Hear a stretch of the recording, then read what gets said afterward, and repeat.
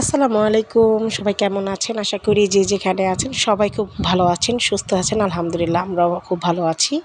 তো সকাল সকাল আজকের আবহাওয়াটা খুবই ঠান্ডা ছিল আর আকাশ একদম মেঘাচ্ছন্ন ছিল। বৃষ্টি তো টুপটুপ কিছুক্ষণ পরপরই হচ্ছে, আবার কিছুক্ষণ থেমে থাকতেছে।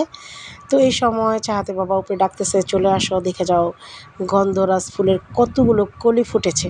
আলহামদুলিল্লাহ আমিও চলে আসলাম, কারণ আমিও ফুলের অনেক পাগল। তো এই তো এত সুন্দর সুন্দর ফুলগুলো, দেখতে যে কি শান্তি, যেটা আপনি মানে আপনাদেরকে বোঝাতে পারবো না, এত এত শান্তি।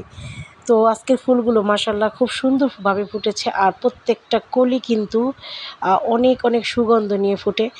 আর বেলি ফুল, গন্ধরাজ ফুল, হাসনাহেনা ফুল, এই ৩ টাইপের ফুলই কিন্তু আমার ছাদ বাগানে আছে। কারণ এই ফুলগুলো প্রচণ্ড সুবাস ছড়ায়। যখন সন্ধ্যা হয় তখন আমি আর চাহাতের বাবা সবসময় এখানে চেয়ার নিয়ে বসে থাকি।